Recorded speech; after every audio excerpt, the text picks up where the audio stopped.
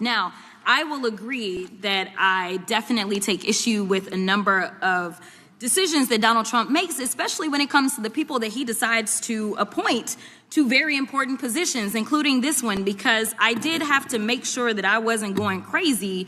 But when I say that you are the least qualified FBI director in the history of the FBI, that is real, because you are the only one that never even served with the FBI prior to joining. Yet we are supposed to believe that That's you are false. the greatest thing since sliced bread. I didn't ask you a question. When people sit around and say things like, oh, you know, we're happy because now we feel safe. I don't know who feels safe in this country except for the white supremacist, because I specifically as a black woman definitely don't feel safe.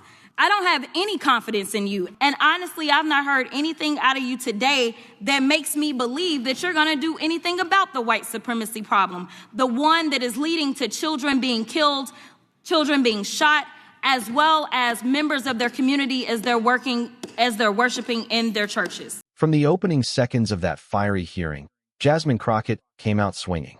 Just look at Kash Patel's expression when she said it. She stared straight at him and declared he was the most unqualified FBI director ever appointed. And honestly, she's not wrong. This guy has 0 days of actual FBI experience.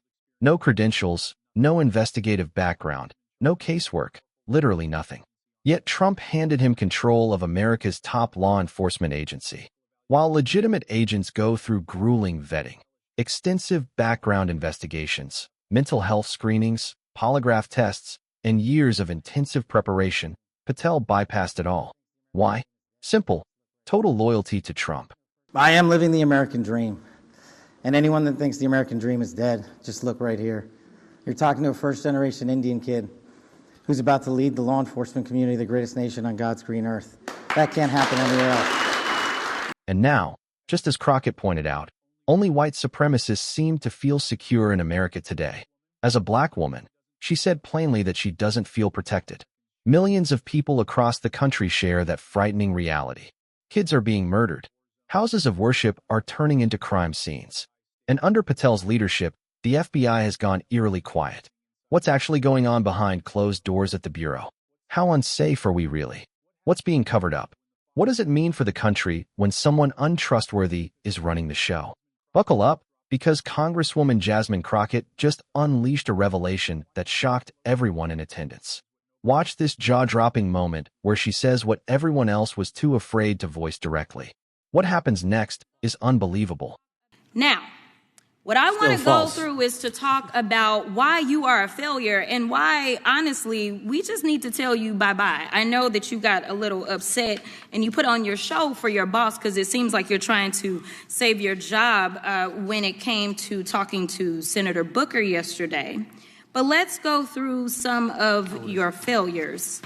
So before you were even confirmed, and I think one of my colleague from Georgia, pointed out that you were already targeting career officials so that you could direct illegal firings. Mind you, these cases that you were so upset about, which are the ones tied to Trump, the cases came through his handpicked FBI director. And frankly, when people sit around and say things like, oh, you know, we're happy because now we feel safe. I don't know who feels safe in this country except for the white supremacist, because I specifically as a black woman definitely don't feel safe. And frankly, my colleagues have been real nice to you today, and I applaud them, but I don't have the same demeanor because I know that multiple colleagues on this side of the aisle have faced death threats. In fact, somebody tried to kill one of my colleagues.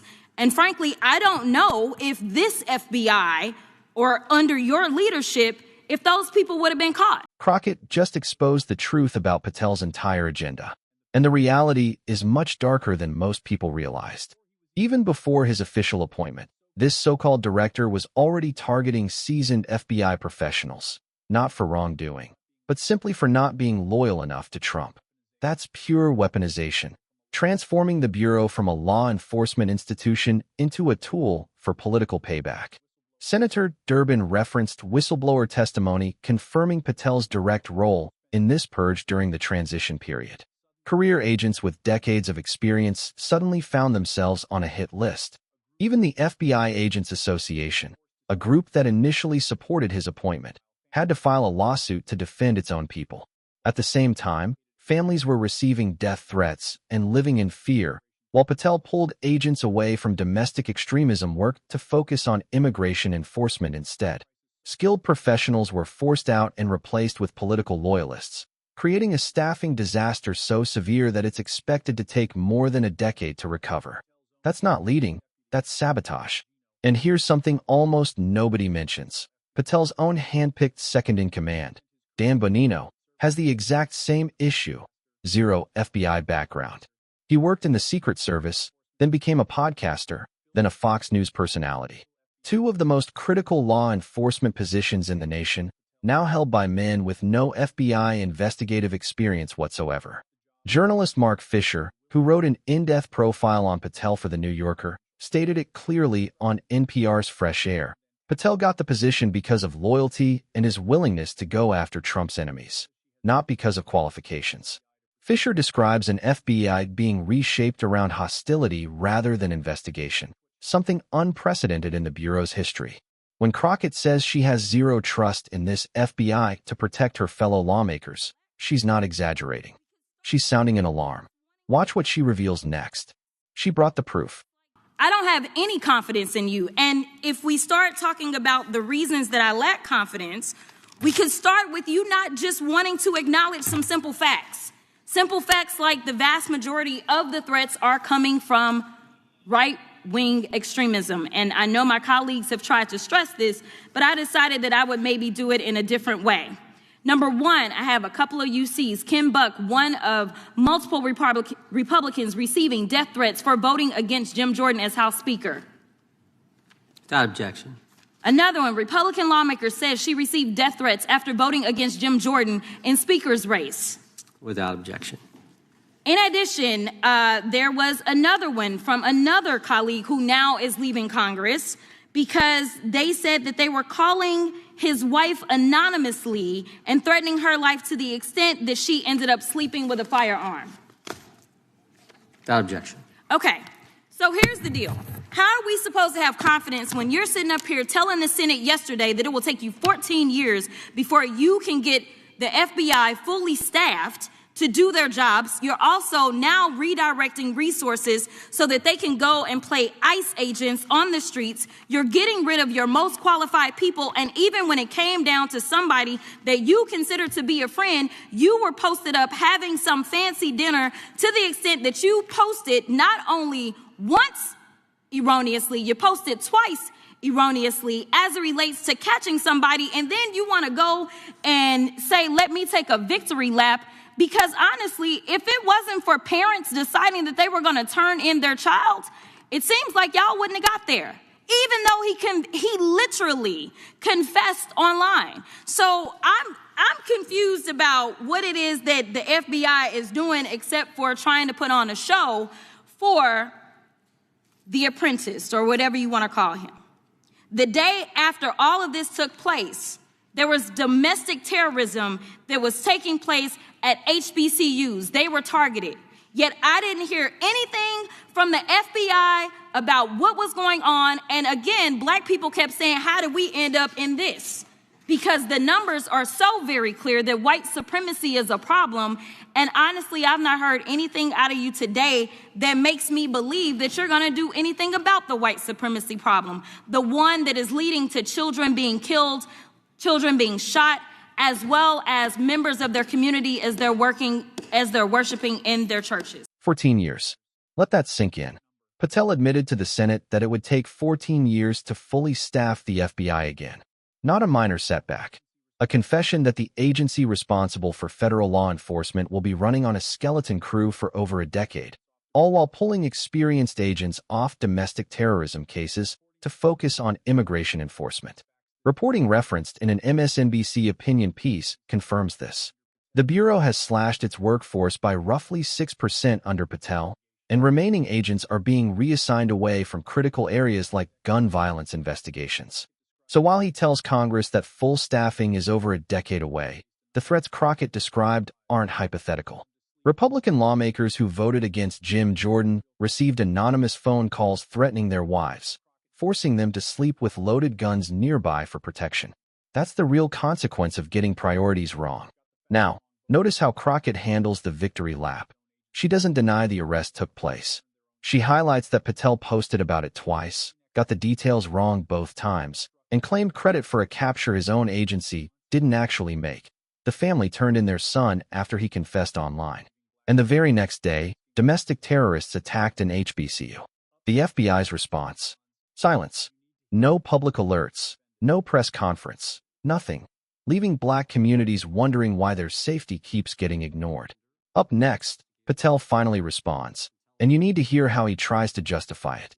Well, I'll respond. Kash Patel, as I said when I introduced him, public defender, former prosecutor, top staffer on the House Intelligence Committee, Deputy Director of National Intelligence with the National Security Council, Chief of Staff at the Department of Defense, and FBI Director. I think that's a pretty good resume for the guy who's now running the top law enforcement agency in our country, and we've seen all the stats that he's given to the committee on how much better they're doing at getting the bad guys than the previous guy was doing. With that, I recognize the gentleman from South Carolina.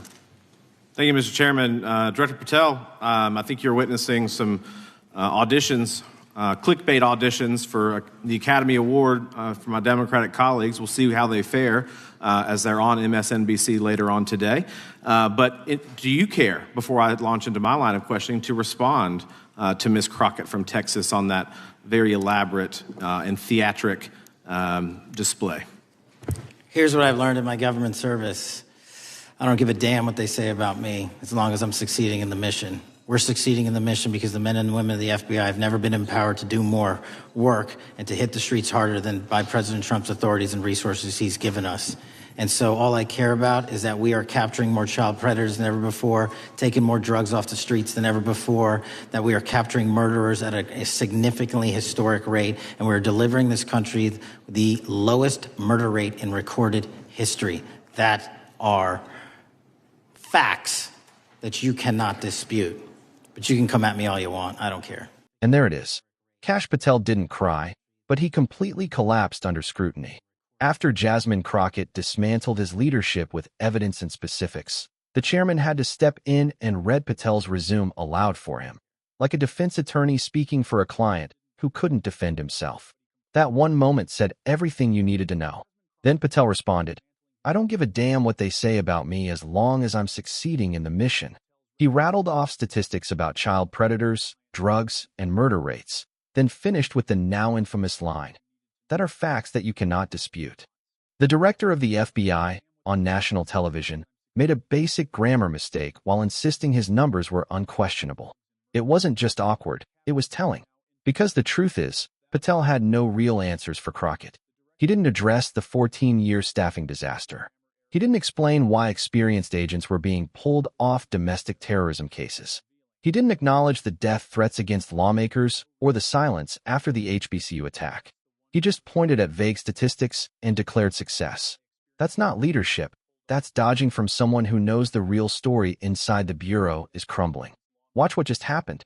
Crockett spent minutes laying out specific, sourced accusations, career officials targeted before confirmation, colleagues receiving death threats, HBCUs attacked with zero public response, and Patel's only reply was to hide behind the committee chairman. If his record truly answered her questions, he could have defended it himself. Even his signature statistics don't stand up to examination. In a segment on MSNBC, correspondent Ken Dilanian and former FBI Assistant Special Agent in charge Michael Feinberg reviewed Patel's go-to numbers and called them essentially misleading. Feinberg explained that the FBI has broadened the categories it counts, taking credit for arrests where state and local agencies did the actual work. And here's something rarely mentioned. Murder is typically not even a federal crime. The FBI has minimal direct influence on the national murder rate. So when Patel stands there claiming he delivered the lowest murder rate in recorded history, he's claiming credit for work done by others. Even Patel's own social media exposed him. When he posted a homicide chart with the caption, "Leadership Matters," viewers quickly noticed the data didn't isolate his own time in office. He never responded to the criticism. The real story is far worse than one disastrous hearing. Since Patel took over, The FBI has undergone one of the most aggressive political purges in its modern history. Dozens of experienced agents and supervisors who worked on sensitive cases involving Trump were fired or pushed out. Former Acting Director Brian Driscoll and other senior officials filed a federal lawsuit accusing Patel and the administration of illegal political retaliation. They claim Patel told them directly that his own job security depended on removing agents who had worked on cases against the president. Reporting from the New York Times and internal estimates show that more than 20% of the FBI's workforce has been reassigned to immigration enforcement, pulling agents and analysts away from counterterrorism, counterintelligence, cybercrime, and violent crime. At the same time, hundreds of national security professionals have left the Bureau. Some were fired. Many more quit because of the climate of fear, loyalty tests, polygraphs targeting leaks about him, and the constant threat of being next on the chopping block. The result is a brain drain that current and former agents describe as unprecedented. Counterterrorism and counterintelligence expertise is walking out the door at exactly the time the country faces heightened threats from Iran and relentless Chinese espionage. One former senior official called it institutional decapitation. When experienced people are replaced by political loyalists, or when the remaining agents are too scared to take on sensitive cases, America becomes less safe. Patel's own actions have only made things worse. Multiple reports detail how he has used government resources, including FBI jets and personnel, for personal trips tied to his girlfriend's events. In one high-profile case during the Charlie Kirk assassination investigation, while the killer was still at large, Patel was reportedly dining in a Manhattan restaurant and tweeting false information that the suspect was in custody. Even some in the MAGA world publicly questioned his judgment. Prominent conservative Christopher Rufo called for his removal. And let's not forget his hand-picked deputy, Dan Bongino, a former podcaster and Secret Service agent with zero FBI experience. Bongino spent years on his show calling the FBI irredeemably corrupt and saying it should be disbanded. Now he's second in command. This is the first time in the Bureau's 117-year history that both the director and deputy director positions have gone to outsiders with no experience inside the organization. Patel's response in that hearing, defiant, stat-heavy, and completely disconnected from the specific failures Crockett laid out, perfectly captures why this matters. He wants you to focus on cherry-picked numbers while the institution itself is being hollowed out from within. The grammar slip wasn't the story. It was a symbol of a director who is in way over his head and more interested in protecting his position than fixing the damage. This isn't about politics anymore. This is about whether the FBI can still do its job protecting Americans from real threats. When the people who know the Bureau best are leaving in droves, when resources are diverted for political priorities, and when the director himself can't answer basic questions about the failures happening on his watch, the danger isn't coming from one side of the aisle. It's coming from the top. Drop a comment right now and tell me one word that best describes Kash Patel's performance in that hearing. Incompetent? Dangerous? Embarrassing? Arrogant? I read every single comment. If this video opened your eyes to what's really happening inside the FBI, hit that like button, subscribe, and turn on notifications so you never miss the truth they don't want you to see. We're exposing it all, week after week. What do you think comes next? Tell me in the comments. I'll see you in the next one.